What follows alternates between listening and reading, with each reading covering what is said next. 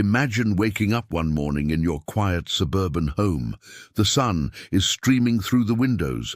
Birds are singing outside. Everything seems normal, peaceful even. But your daughter isn't in her room.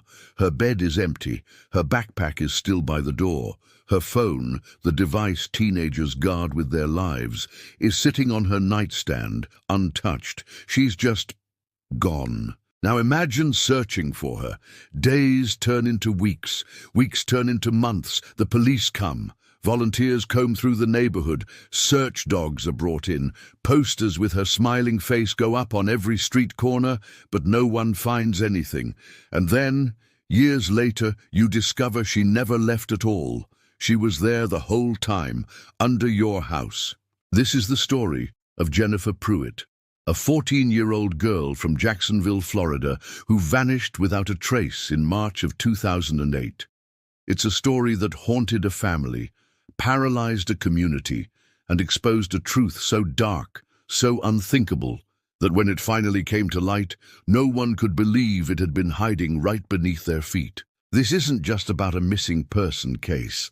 This is about how evil hides in plain sight, how monsters wear familiar faces, and how the most terrifying secrets are often buried in the places we call home. Stay with me, because what you're about to hear will change the way you see the world around you. Let's start at the beginning. March 15th, 2008, Jacksonville, Florida, a city of just under 900,000 people, known for its beaches, its military presence, and its sprawling suburbs that stretch for miles in every direction. The Pruitt family lived in a modest, single-story house on the north side of town. Nothing fancy, just a typical American home. 3 bedrooms, a small yard, a carport. The kind of place where neighbors know each other's names and kids ride bikes until the streetlights come on. Jennifer Pruitt was 14 years old, brown hair, hazel eyes, 5'3", about 110 pounds. She was in the 8th grade at Ocean Way Middle School. Her teachers described her as quiet but friendly, a B student who loved art class and wanted to be a veterinarian someday. She lived with her mother, Carol, and her stepfather, Richard Pruitt. Her biological father had been out of the picture since she was 5. Richard had been in Jennifer's life for nearly 7 years by that point. He worked as a construction foreman. Carol worked part-time at a local pharmacy. On the surface, everything seemed normal. But here's what we know now, and what makes this story so chilling. Normal is often a carefully constructed illusion. The morning of March 15th started like any other. Carol left for work at 6:45 a.m. Richard had the day off. Jennifer was supposed to catch the school bus at 7:30. When Carol came home that evening around 6 o'clock, she expected to find Jennifer doing homework or watching TV. Instead, she found an empty house. At first, Carol wasn't alarmed. Maybe Jennifer went to a friend's house. Maybe she forgot to leave a note. She called the school. Jennifer never showed up that morning, never got on the bus, never made it to first period. Now Carol was worried. She called Richard, who said he'd last seen Jennifer around 7:15 that morning, when he reminded her to grab breakfast before leaving for school. He said he'd gone out shortly after to run errands, picking up supplies from the hardware store, grabbing lunch at a drive-thru. He got home around 2 in the afternoon, he claimed, and Jennifer wasn't there then either. Carol called the police at 8:47 p.m., and just like that, Jennifer Pruitt became a missing person. When a child goes missing, the first 48 hours are critical. That's not just a TV drama cliché. It's backed by data from the National Center for Missing and Exploited Children. According to their research, 76% of children who are abducted and murdered are killed within the first 3 hours of being taken. Time is everything. The Jacksonville Sheriff's Office responded immediately. Officers arrived at the Pruitt home within 30 minutes of Carol's call. They interviewed both parents. They searched Jennifer's room for clues, a diary, notes, anything that might indicate where she'd gone or why. They found nothing suspicious, no signs of a struggle, no indication she'd run away. Her clothes were still in her closet. Her favorite stuffed animal, a worn-out teddy bear she'd had since childhood, was still on her bed. By the next morning, the case had been escalated. Detective Maria Gomez was assigned as lead investigator. She was a 12-year veteran of the Missing Persons Unit, known for her meticulous attention to detail and her refusal to give up on cold cases. Detective Gomez immediately ordered a full neighborhood canvass.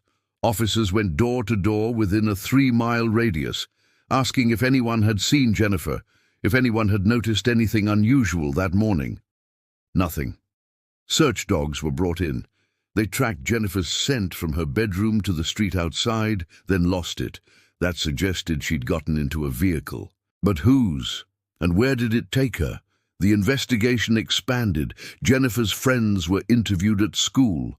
Her social media accounts, she had a MySpace page and an AOL Instant Messenger account, remember this was 2008, were examined for any troubling conversations or contacts with strangers. Again, nothing.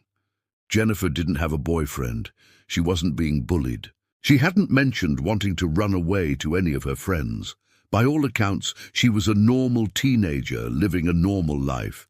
But someone knew what happened to her. Someone had to. The question was, who? In missing persons cases involving children, statistics tell a grim story. According to data from the FBI's National Crime Information Center, in cases where a child is abducted, 27% of the time the perpetrator is a family member.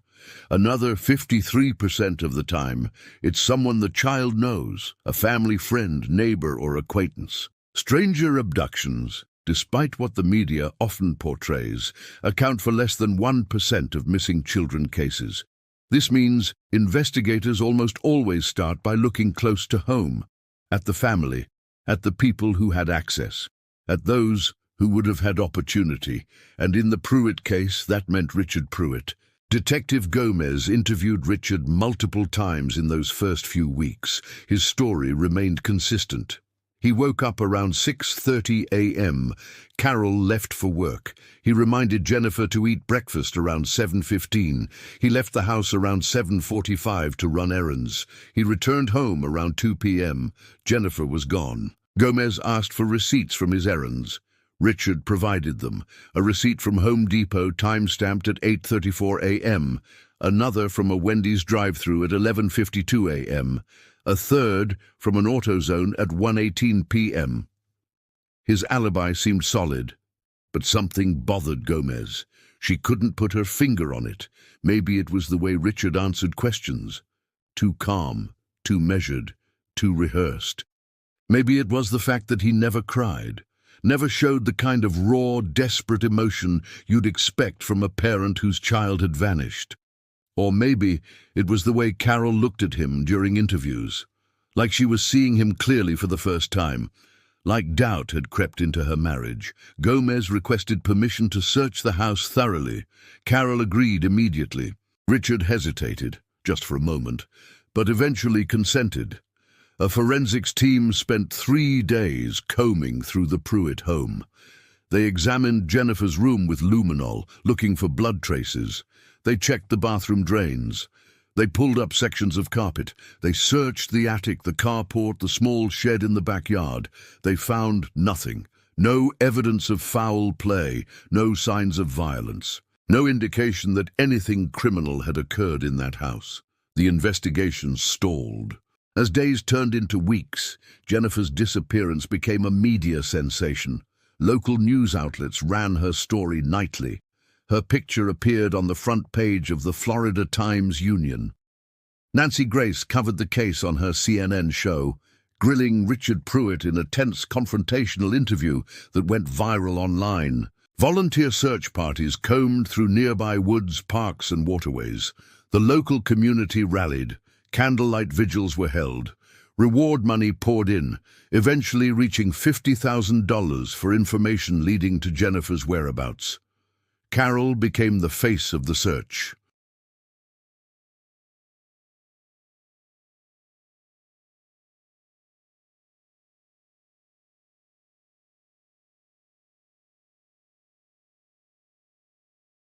He gave a few interviews early on, but eventually stopped talking to reporters. He said the media attention was making him sick, that he couldn't handle the scrutiny, that he just wanted privacy to grieve. This did not play well publicly. In the court of public opinion, silence reads as guilt. Online forums erupted with speculation. Reddit threads, though Reddit was much smaller in 2008, debated the case endlessly. Web Sleuths, a popular true crime forum, had a dedicated thread about Jennifer that grew to over 2,000 pages of theories, accusations, and amateur detective work. Most of the suspicions centered on Richard. People pointed to his demeanor, his lack of emotion. The fact that he was the last person to see Jennifer. The fact that his alibi, while supported by receipts, had gaps, time windows where his whereabouts couldn't be fully accounted for. But suspicion isn't evidence, and without evidence, Detective Gomez couldn't move forward with charges. The case went cold. By the end of 2008, media coverage had dried up. The search parties stopped. The volunteers went home. Life, as it always does, moved on. Carol and Richard's marriage crumbled. They separated in early 2009 and divorced later that year. Carol never stopped searching for her daughter. Richard moved out of state, to Georgia, where he took a job with a different construction company and tried to rebuild his life away from the accusations and suspicion. Jennifer Pruitt became a statistic, another face on a missing persons database, another family torn apart by unanswered questions. But the story wasn't over, not even close. Let's jump forward 4 years. It's now March of 2012. The house on the north side of Jacksonville, where the Pruitts once lived, has changed hands. Carol couldn't bear to stay there after the divorce. She sold it in 2010 to a young couple, Michael and Tara Henderson, who were excited to buy their first home. The Hendersons loved the house. It was affordable, move-in ready, and in a safe neighborhood. They repainted the interior, updated the kitchen, and settled into suburban life, but they started noticing something strange within the first few months. A smell. It was faint at first, just an odd, musty odor that seemed to come and go. They assumed it was mold. Florida homes are notorious for mold problems because of the humidity. They called a mold remediation company, which inspected the house and found nothing unusual, but the smell persisted, and over the next 2 years, it got worse. By early 2012, it was unbearable in certain rooms, especially in the hallway near what used to be Jennifer's bedroom. Tara described it as a sweet, rotten smell that made you gag. They tried everything: air fresheners, deep cleaning, replacing the carpet. Nothing worked. Finally, in March of 2012, Michael decided to investigate the crawl space beneath the house.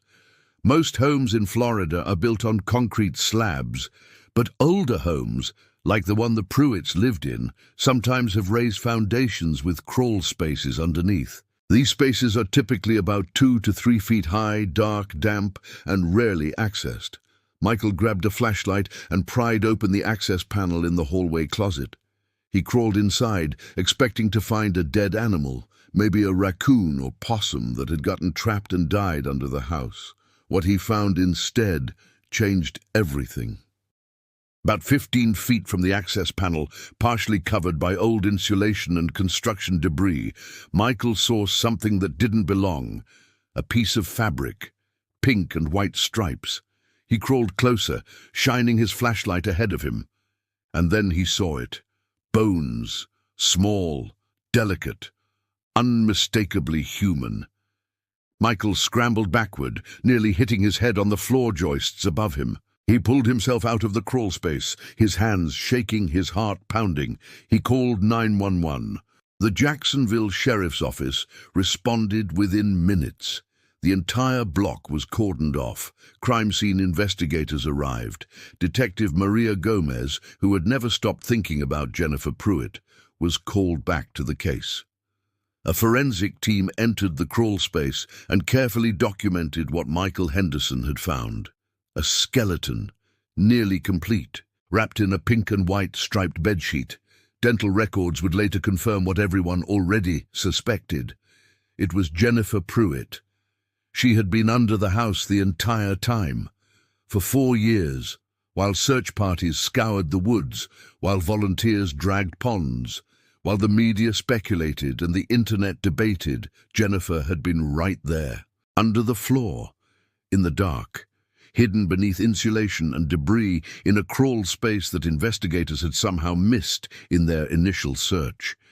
The autopsy revealed the cause of death: blunt force trauma to the head. Jennifer had been struck multiple times with a heavy object. The medical examiner estimated that she'd been dead since the day she disappeared, March 15th, 2008. She never left the house that morning. She never had a chance. Now the investigation shifted from missing persons to homicide, and all eyes turned back to Richard Pruitt. Detective Gomez knew this would be difficult. 4 years had passed. Memories fade, evidence degrades, witnesses move on. But she also knew something crucial. Whoever put Jennifer under that house had to have known about the crawl space, had to have had access to the house, had to have had time to hide the body without being seen. Richard Pruitt checked every box. Gomez re-interviewed everyone connected to the case. She pulled phone records, financial records, and Richard's work schedule from 2008. She traveled to Georgia to question him directly. Richard denied everything. He said he had no idea how Jennifer's body ended up under the house. He suggested that maybe someone broke in after he left that morning, killed Jennifer, and hid her body. He maintained his innocence, just as he had for 4 years. But now Gomez had leverage. She had a body. She had a crime scene, and she had forensic evidence. The bedsheet Jennifer was wrapped in had been tested. Fiber analysis revealed that it matched sheets found in the Pruitt home during the original search in 2008. Specifically, sheets from the master bedroom, Richard and Carol's room. More damning, trace DNA evidence found on the bedsheet, degraded but analyzable. It matched Richard Pruitt. Gomez also discovered something she'd missed in 2008. Richard's receipts from that day, the ones he'd used to establish his alibi, didn't account for all of his time. There was a gap between 7:45 a.m., when he claimed to have left the house, and 8:34 a.m., when he made his first purchase at Home Depot. 49 minutes. What was he doing during those 49 minutes? Gomez believed she knew. He was hiding Jennifer's body, crawling into that dark space beneath the house, shoving her small body deep into the crawl space, covering it with insulation and debris, then cleaning himself up and leaving for Home Depot to establish his alibi. But belief isn't proof. Gomez needed more. She got it from an unexpected source: Carol Pruitt. Carol had remarried by 2012. She was living in North Carolina, trying to rebuild her life. When she learned that Jennifer's body had been found, when she learned the truth about where her daughter had been all along, something inside her broke. And then something else happened. She started remembering. In the weeks following Jennifer's disappearance in 2008, Carol had been so consumed by grief and shock that certain details didn't register. But now, looking back with the clarity of hindsight, she remembered things that seemed insignificant at the time, but were now deeply troubling. She remembered that in the months before Jennifer disappeared, the relationship between Richard and Jennifer had changed. Jennifer had become withdrawn, quieter. She spent more time in her room with the door closed. Carol had assumed it was typical teenage behavior, but now she wondered if it was something else. She remembered a conversation she'd had with Jennifer in February of 2008, just a month before she vanished. Jennifer had asked Carol what would happen if someone told a secret about an adult, if that adult would get in trouble. Carol had asked what she meant, but Jennifer had clammed up, saying it was just a hypothetical question for a school project. Carol had thought nothing of it then. Now it haunted her. Most importantly, Carol remembered the morning of March 15th. She remembered that when she left for work at 6:45 a.m., Richard was in the shower. She remembered that Jennifer's bedroom door was closed. She remembered that the house felt off, tense, like something unspoken was hanging in the air. And she remembered something else, something that made her blood run cold when she finally allowed herself to acknowledge it. The night before Jennifer disappeared, Carol had come home late from work, around 10 o'clock. She'd walked past Jennifer's room and noticed the door was ajar. She glanced in and saw Richard sitting on the edge of Jennifer's bed. They were talking in low voices. When Richard noticed Carol, he stood up quickly and left the room, saying he was just checking on Jennifer before bed. At the time, Carol had thought nothing of it. Now she couldn't stop thinking about it. Carol contacted Detective Gomez. She shared these memories. She also shared something that would prove crucial to the case. In the weeks after Jennifer disappeared, Carol had noticed that one of their bed sheets was missing. A pink and white striped sheet from their master bedroom. She'd asked Richard about it. He'd said he'd used it as a drop cloth while painting in the garage and had thrown it away because it got ruined. Carol had accepted that explanation, but that sheet was now evidence in a murder investigation. It was the sheet Jennifer's body had been wrapped in.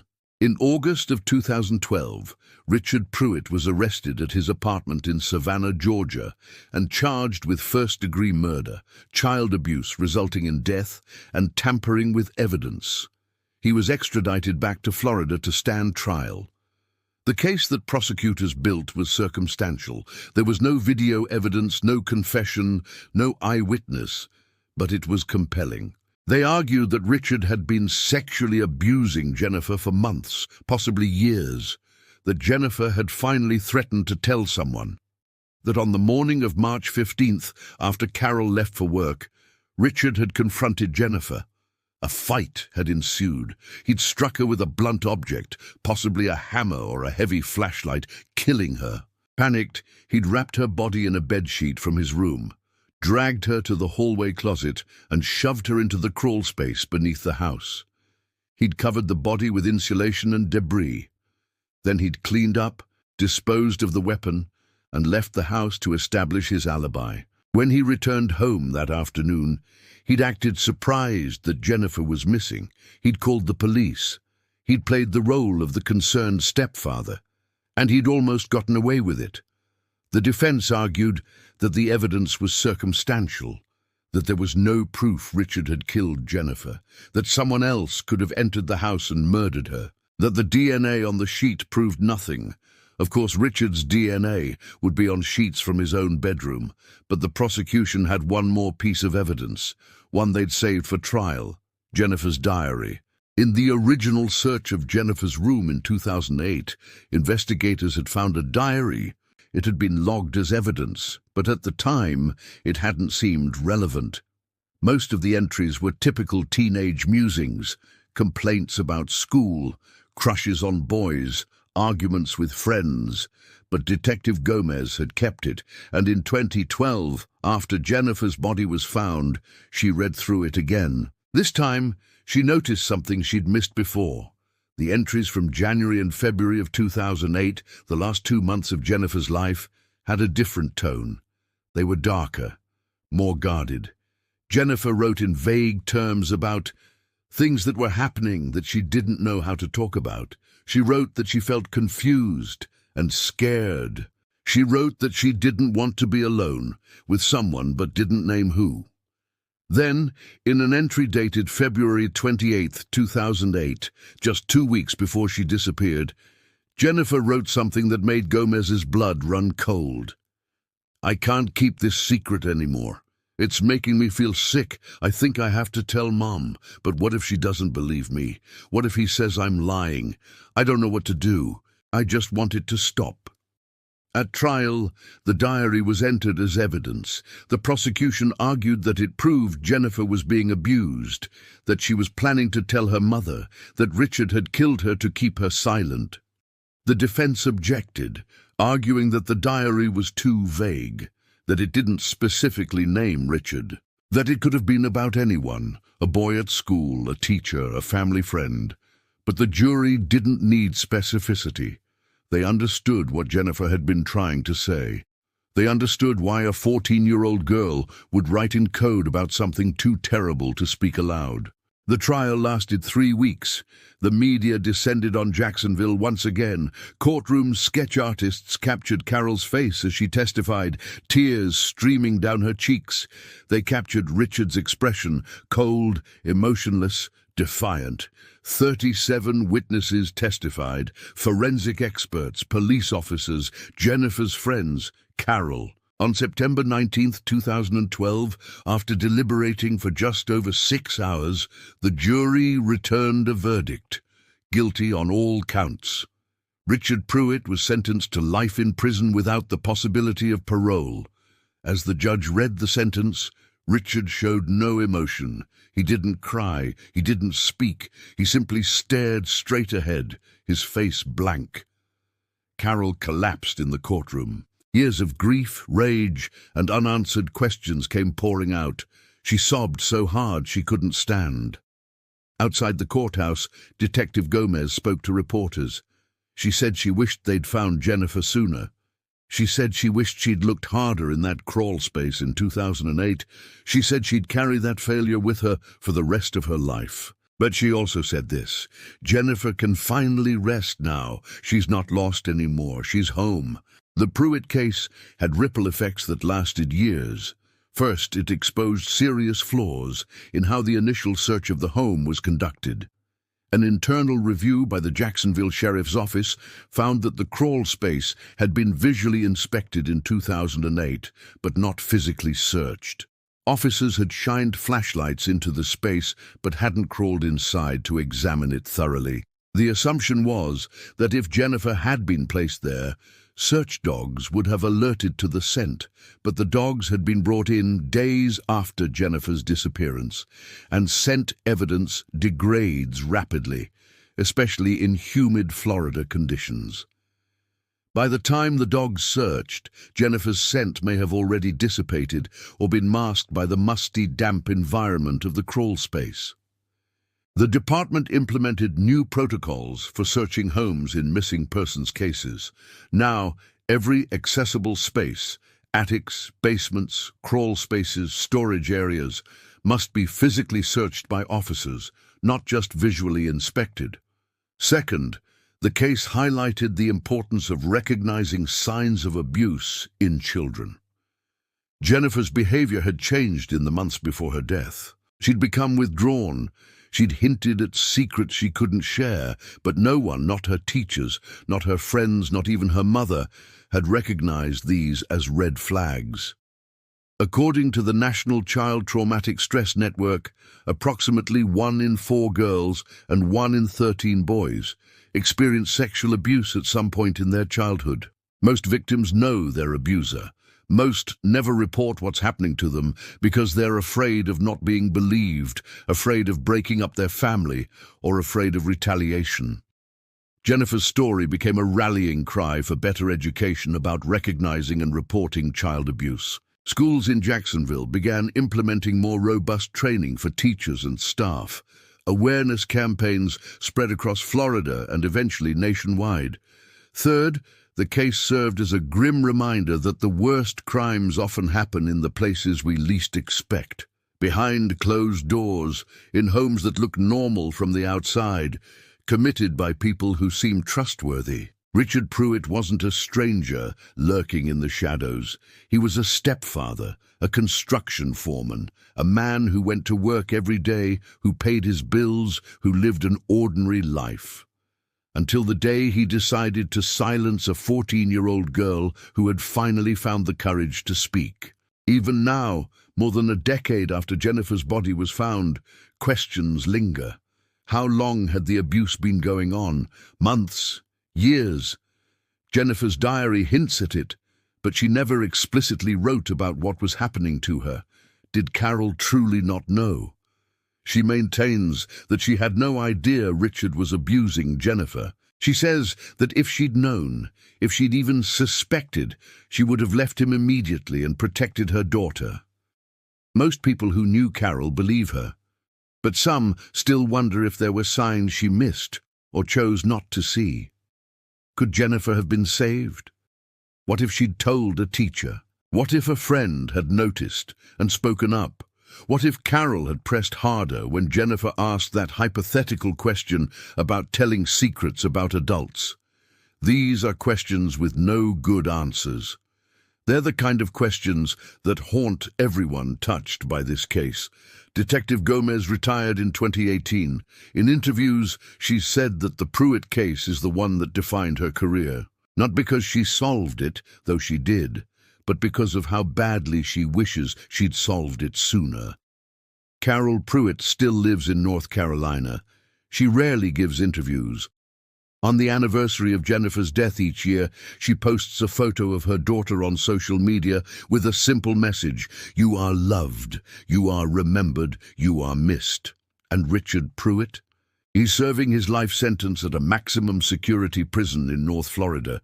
He's maintained his innocence for over a decade. He's filed multiple appeals, all of which have been denied. He'll die in prison. Some might say that's justice. Others might say no punishment could ever be enough for what he took from Jennifer, for the life she never got to live, for the person she never got to become. So what do we take from this? What's the lesson in this unbearably tragic story? Maybe it's this: evil doesn't always announce itself. It doesn't always look like what we expect. It hides. It wears masks. It pretends to be normal. The house on the north side of Jacksonville looked like every other house on the block. Richard Pruitt looked like every other suburban stepfather. Nothing about them screamed danger, but danger was there, right under the surface, literally under the house. Maybe the lesson is that we need to pay attention to the children in our lives who seem to be withdrawing, to the friends who hint at problems they can't quite articulate, to the gut feelings that tell us something isn't right, even when we can't explain why. Maybe the lesson is that searching for truth requires persistence. Detective Gomez never gave up on Jennifer, even when the case went cold, even when everyone else had moved on. 4 years later, when Jennifer's body was finally found, Gomez was ready. She'd kept the file. She'd kept the evidence. She'd kept hoping for a break. And maybe, just maybe, the lesson is that even in the darkest stories, even in cases that seem utterly hopeless, the truth can still come to light. Jennifer Pruitt was missing for 4 years, but she was found. Her killer was brought to justice. Her story was told. She was not forgotten. And in a world where thousands of children disappear every year, where so many cases go unsolved, where so many families never get answers, that matters.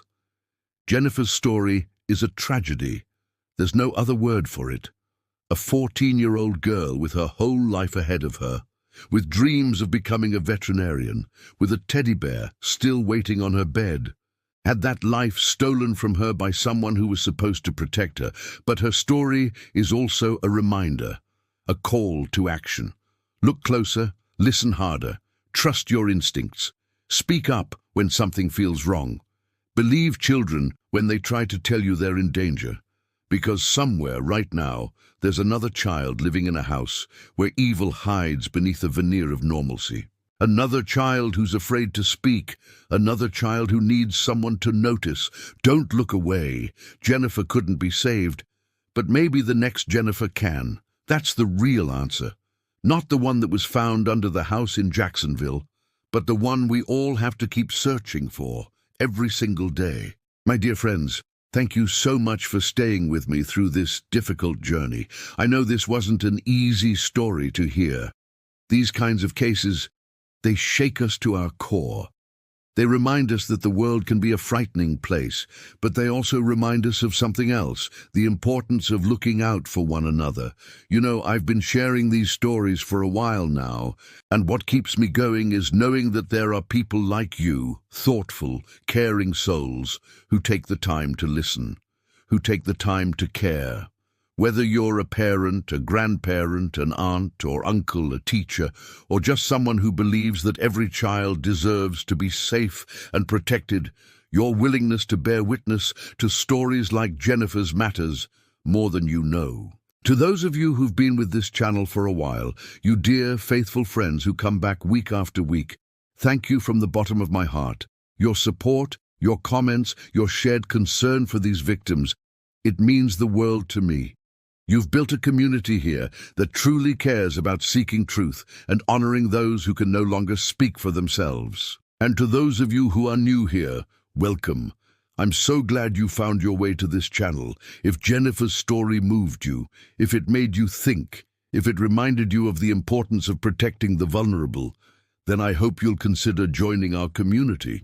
We share stories like this, not to sensationalize tragedy, but to learn from it, to remember, to do better. If you found value in this story, if you believe it's important to keep Jennifer's memory alive and to spread awareness about the signs of child abuse, I'd be deeply grateful if you'd subscribe to this channel. Hit that subscribe button and the notification bell so you'll never miss when we share another story that needs to be told. Share this video with someone you trust. Talk about it. Let Jennifer's story be a conversation starter about protecting children in your own community. That's how we honor her memory, by making sure her tragedy leads to positive change. And please, take a moment to leave a comment below. Tell me your thoughts. Share your own experiences if you feel comfortable. This community thrives because people like you take the time to engage, to reflect, to care. Before you go, remember this. You have the power to make a difference. Watch the children in your life. Listen when they try to tell you something's wrong. Trust your instincts. Speak up. You might just save a life. Thank you again for being here. Thank you for caring. Thank you for being part of this journey with me. Until next time, take care of yourselves and each other. And please don't forget to subscribe. Jennifer Pruitt, 1994 to 2008. Gone, but never ever forgotten. God bless you all.